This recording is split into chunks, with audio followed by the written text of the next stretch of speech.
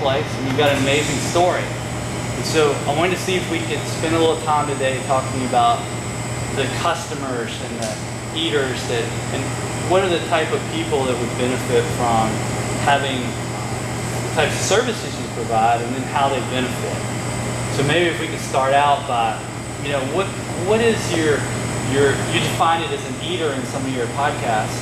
So kind of share with that, what does that mean, and what are those people, who are those people, and why do they what are they interested in? Okay, well, first of all, Monty, thank you, and welcome to my future. So, okay, I don't know what all they're interested in. Okay. I am learning from you the way that you're thinking about trying to seek people out, but what I did was define what I'm looking for and who I'm looking for to partner with, and then I just leave it up to everyone to decide if they're interested in fitting the bill. Okay. And kind of how do you let them decide? What information do you give them, or Well, what does it look like? yeah, I guess it's not as succinct and concise as what you're doing, and so I appreciate this opportunity because maybe this video will help them. So that'll be cool.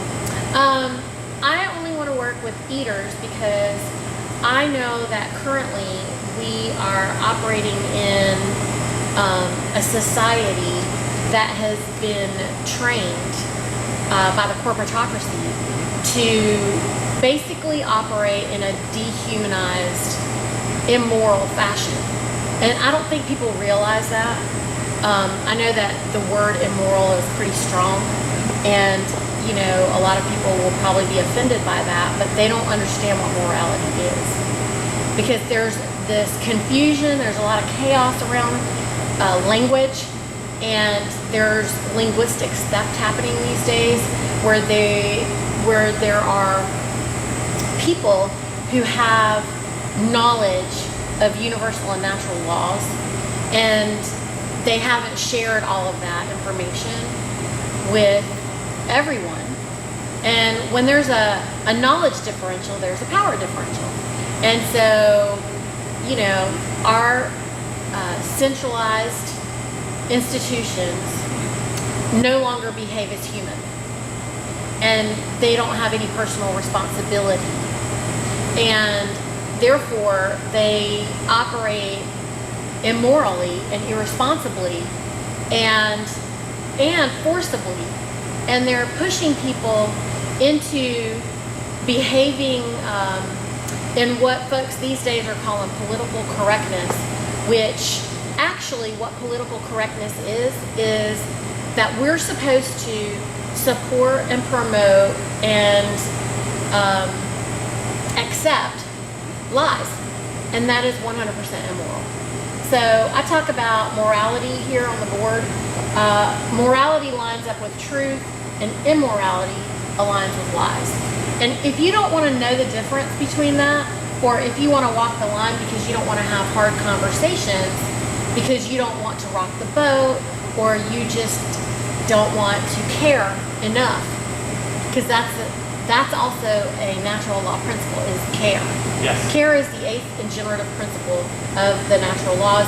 It is the hidden principle that most people don't know, because from when you're a toddler, you are trained in the institutional educational system not to care.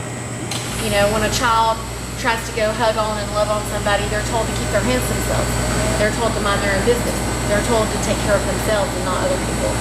And when you raise children in that way, and you push them through that for 12 solid years, they don't care about other people. They're trained to only care about themselves because they get in trouble when they try to care about other people, and they're told that they can't control other people anyway, which is true because we all have free will, but we are of love, and it is our natural instinct to operate in that care. But they train it out of everyone. So you're using food and distribution of food and growing of food as a way for people to share that love? No, well, I wasn't trying to do this, okay? What I'm doing is I wrote a book about it, but I started in this because we had a child that was medically murdered. And I mean, that's the long and the short of it. It's all in context in my book because it's too much to talk about right now.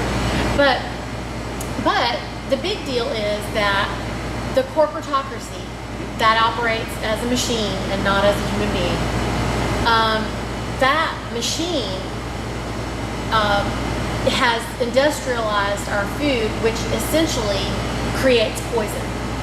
That's what they create. It's not actually nourishment. And because it's toxic, because it's poisonous, then we, as a side effect, have a society that is suffering with constant dis-ease. And that dis-ease, you know, people are just looking for relief. That's what they're looking for. And in our case, our daughter was murdered. We figured out that, you know, we were complicit, and we had to take responsibility for the fact that we contributed towards participating in cheap and easy food. And it's not really food. I mean, I 100% say, you know, it is poison. Anything that is meets health code is poison. So if it is USDA approved or NCDA approved or FDA approved, I won't eat it. I won't allow my children to have it. And it is 100% poison. And because the institutions no longer operate as human. They have no personal human responsibility. They don't have to care. And so who's in charge? Nobody. So if nobody's in charge, that means anybody can do anything. Oh no, they have to follow the regulatory system, which is created by people who don't care. And if they do care, the institution doesn't care. Because it's such a big organization. It's easy to get lost, I guess. Well, what looks really good on paper, or what seems like it's the way to go, is to disinfect and denature everything to the degree where it is dead and lifeless. And if it is dead and lifeless, it's easier to manage, it stores well, it, you know, goes a lot further. And so it's logical to a computer or, you know, any institution that is viewing something for efficiency only and not for care, life-giving force, human nature, and truth. Because the truth is aligned with nature. Right. Science is aligned with questions. The truth is knowing. It's knowledge. It's not wondering. It's not confused. There's no chaos. There's nothing going on that is a question. There's no question. There's only answers. So it sounds like you've got a customer base, a base of eaters. Oh, I should define eaters. Yeah. So there's a vocabulary that's been trained into sales, which is consumerism.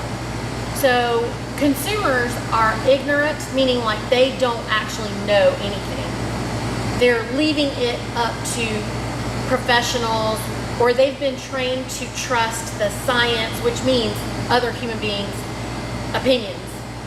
That's what it means. It doesn't mean walking in the truth.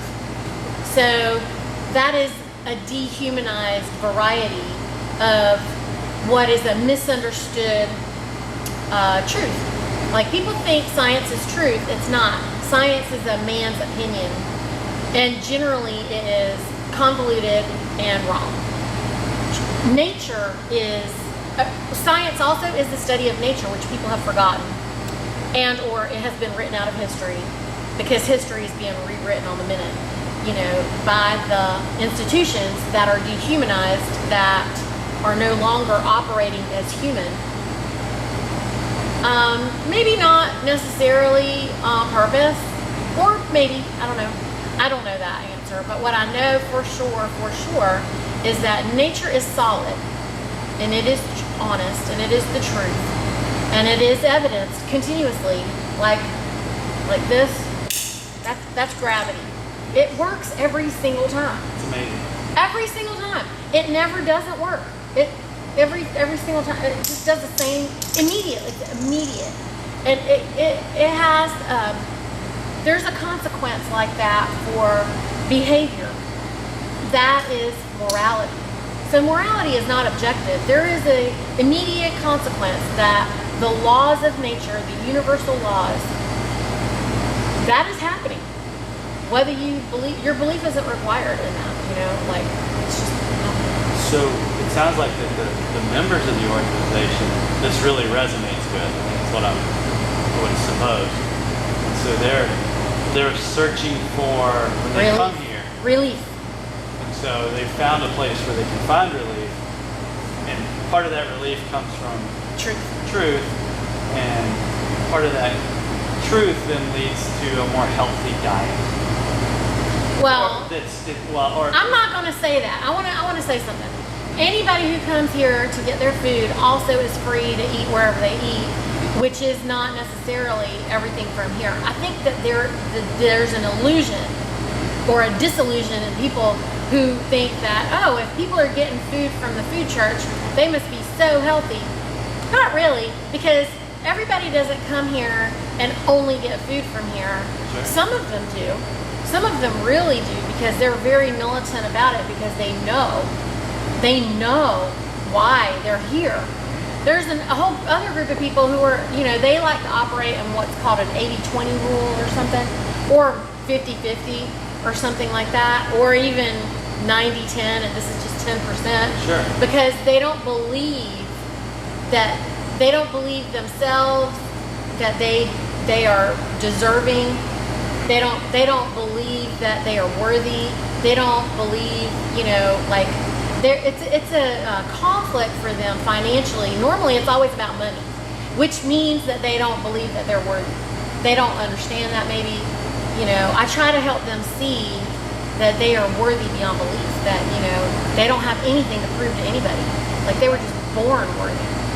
But, they have to believe that. I can just see that over them. I can just love over them. I can pour love over. A lot of people can't even receive it when they don't love themselves. True. That's very true. I see that getting in the way. Yeah, I think that's probably a bigger obstacle than anything. So when people come, they're looking for relief. And so part of that relief is through understanding and opening their eyes to what's going on in the world around them, rather than subcontracting it out to somebody else to tell them, I guess. Well, maybe some of them are subcontracting it out to me and relying on me to vet all the food out or whatever, or they need someone they believe to do some of the work for them, which, listen, some of them know what they want, but they don't have time to do the other things because they do have fiscal responsibility that they have to manage, and so they're like, hey, I know I'm trusting you, and I could do this myself, but I'm gonna let you do this since you love it and I'm doing this. And there's a lot of give and take, because I have a partnership with a lot of members where they're helping. I'm learning things from them, and this isn't a grocery store. We have a personal relationship. There's a trust that's mutual. So it's more of a community. It is 100%. Well, it's human. Right. It's a human relationship, hence the eater term. Right. Because eating is an agrarian act. Yes. And, by consuming is it's a bot. Like that's what robots do. Okay. So the people that are part of the organization, so in what ways do they kind of develop healthier habits and lifestyles? We've talked a little bit, you mentioned, so they may change their eating habits and eat food that's healthier because of how it's grown? They have access to cleaner food, and I've been accused of making claims by the institutions, and to which I have to say I am not making any claims. I am speaking the truth, and that is all. Okay, so I think what I'm hearing is they're coming and they're becoming part of an organization where they're showing love, and they're seeing other people that care for them, and then maybe that changes some eating habits, but also you're connecting some of the local farmers who have higher quality practices. So they're, I guess. Well, they're operating in the truth. Yes. Okay, so the farmers that provide products for this, what's the difference between that and grocery store products? Health code and institutional interference. Okay. So the farmers, what do they do differently than the big scale farms do? Everything. Okay. They don't operate institutionally. They don't operate immorally, and that is because they are radically self-reliantly responsible. They're taking responsibility. Commodity farmers are also radically self-reliant. I mean, they're pretty, powerful folk. I'm not trying to take anything away from any commodity producers in that regard, but they are manipulated and they are complying with institutions that are operating in lies and immorality. So they're 100% operating in lies, and they may be doing it because they don't feel like there's any other option. Probably because eaters have evidence to them that they're not eaters, they're consumers. They prefer to be consumers because they have been diminished to the point that they don't love themselves. And I'm trying to pour love back into people so they can walk back in their full power. Because if they can't walk back in their full power, they can't love themselves enough to care. So I take it that people are receptive to that? Well, no, not always. You would imagine, a lot of people just think I'm a mean, nasty person because I'm loving them. But what I've learned, and I don't know, have you ever experienced when you're in a group with some people and maybe there's that one old man that's just, praying over people all the time, and like maybe he comes up to somebody and he starts talking them to death about something that's so good and so, powerful that person can't take it. And they're just like, God, this man won't stop talking, like, save me, like, help. They're trying to get out of the conversation all the time, when all that man's doing is pouring love over them. Yes, and maybe some wisdom. But they can't receive it. So why not? Well, I think that if you have been trained to believe that you're unworthy, then you only know how to operate in diminishment. Gotcha. So it's part of that same systemic...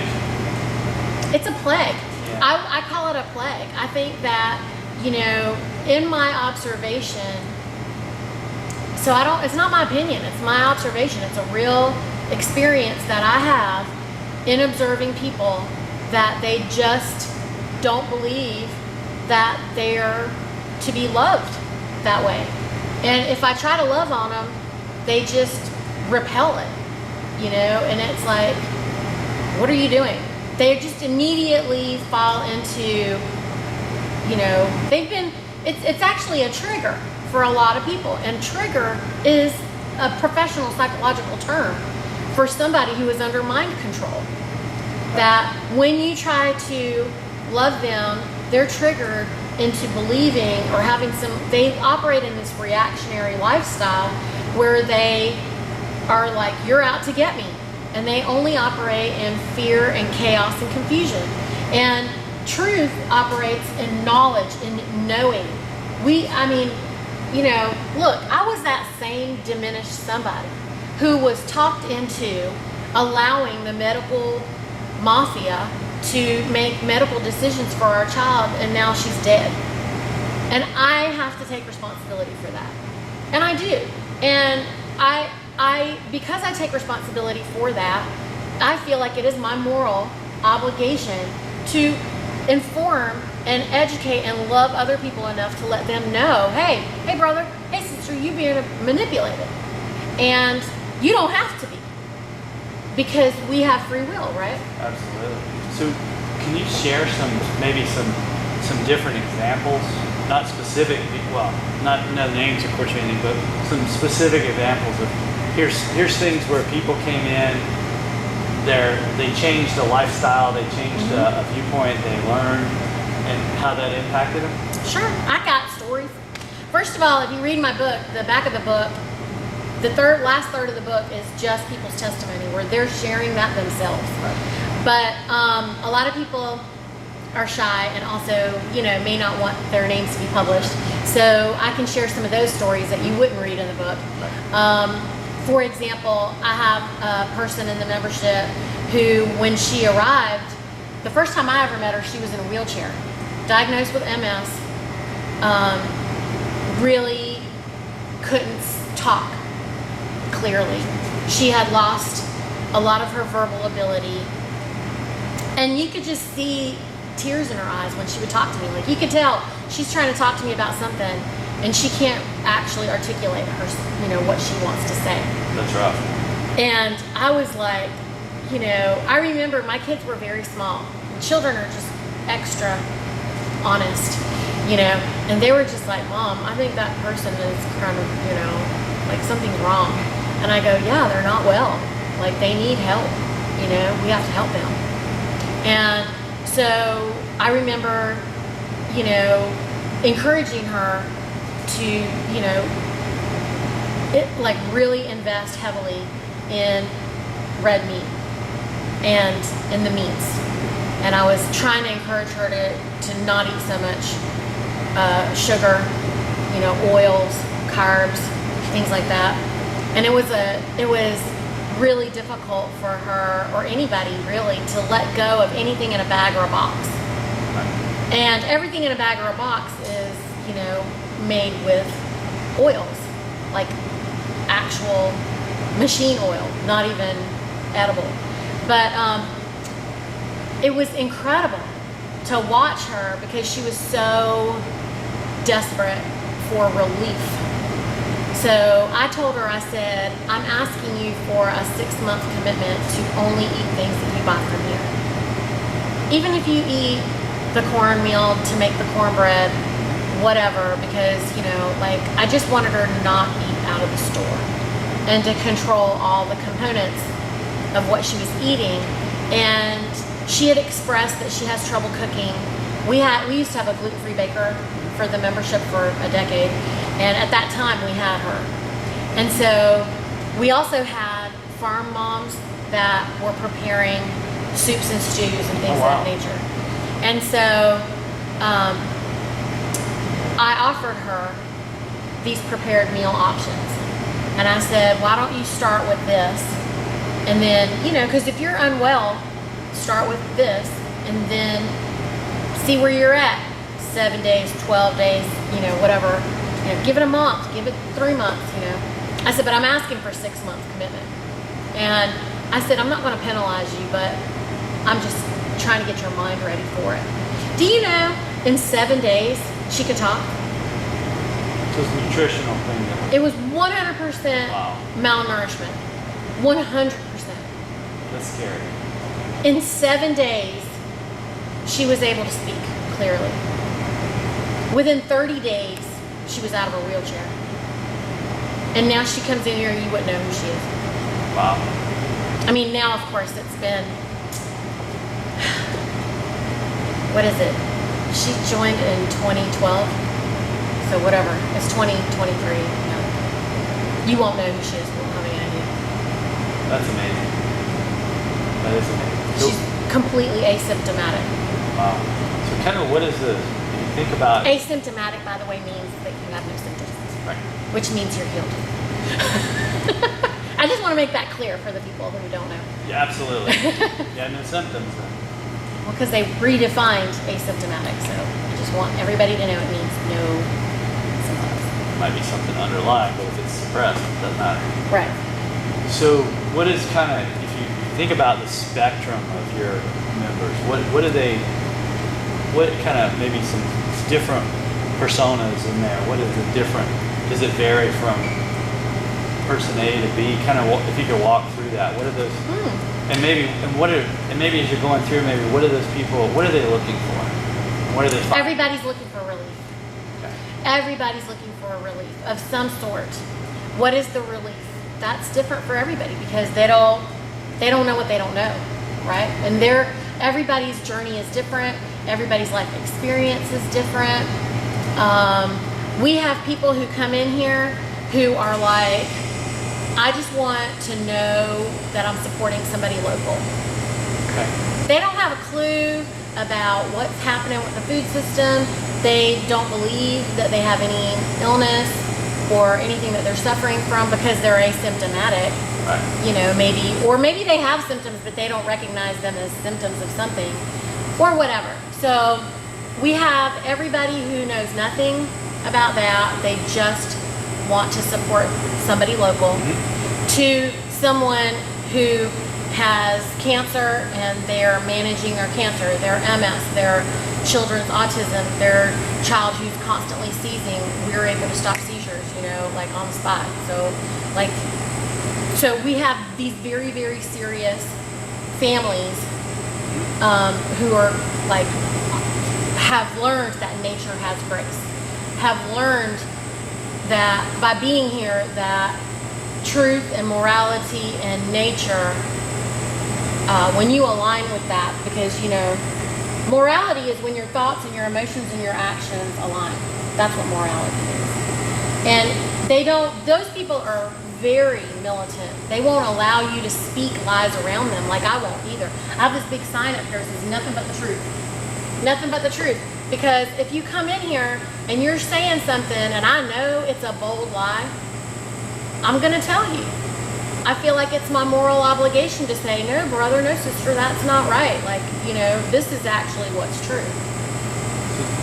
So it sounds like some of the people are looking for, some people, like you said, looking for a local foods, farm to fork experience. Some people are looking for to healing through nutrition, and maybe some people are the food is only a smaller part, and they're looking for community because they're frustrated with some part of their lives or not fitting in or I think that everybody here doesn't really feel like they fit in. I think that we want to make it be more of a community that they can immerse themselves in more. I'm looking for land actually for that, you know, to be able to do that there, but it's difficult to kind of do that in town, you know, and also the people who need it are in town. So are they going to participate on a regular basis if they have to go out to a farm? No, they're not. You know, that's the reason why it's so important that I've been here and I've stayed here for 15 years. But do we want to be able to offer experiences on the land for people, and do they go and immerse themselves in that when they can? Yeah. Do they do that on a regular weekly basis? No, they can't. You know, it kind of doesn't make any sense for them.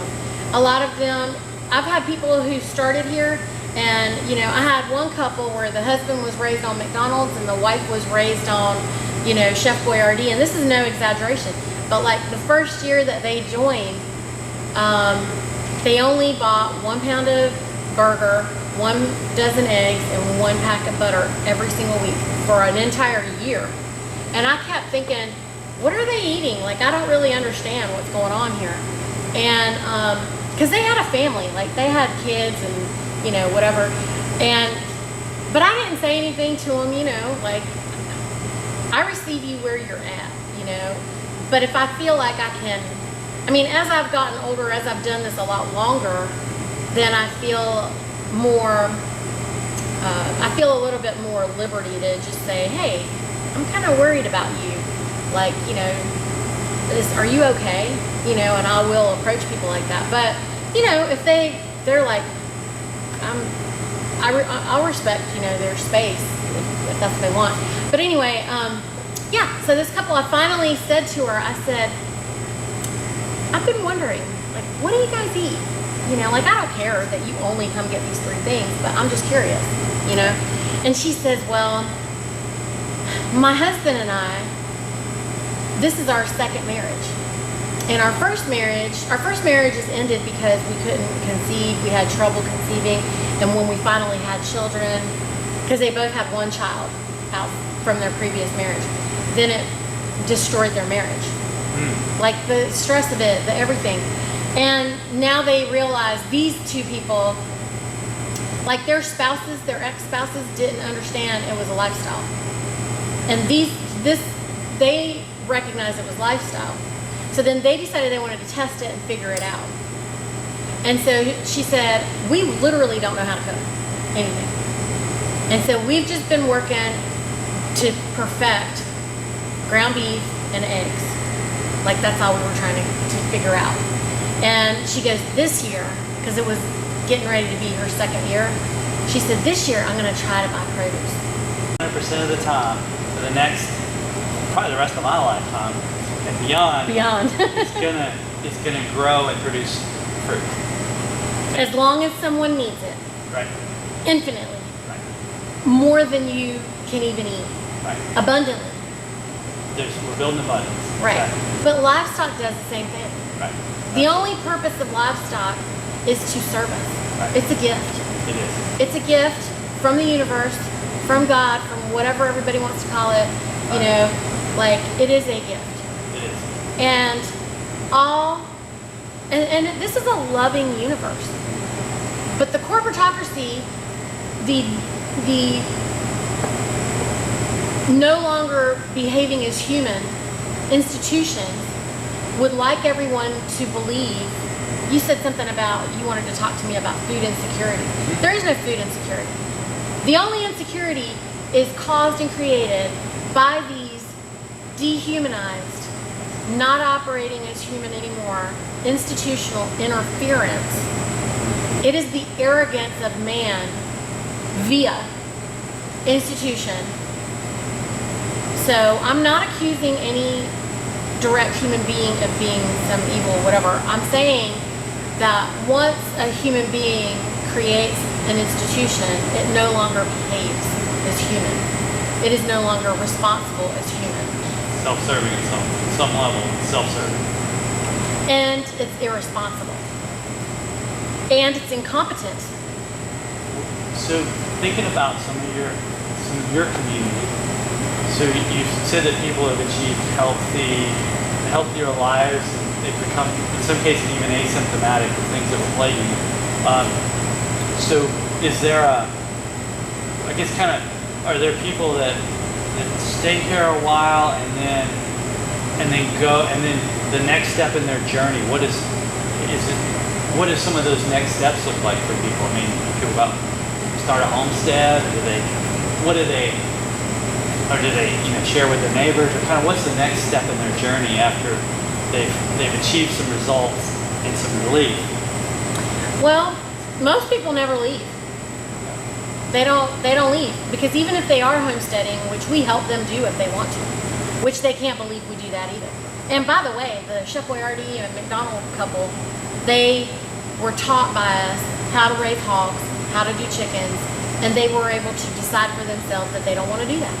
They were also happy to know that they had the skills now to do that, and they decided that they really appreciate the ability to support those who only want to do that and love on them by participating here. But they also bought land. They also position themselves in a way that they can do that at any moment. But they don't want to only do that because they enjoy the camaraderie of being here and the variety that they can receive here. And so they have, their land that is viable with feed, should they put hogs on the land or whatever. But as you know, your garden, your orchard is only going to produce what you're harvesting, or thereabouts. It will naturally adjust its abundance based on what you harvest.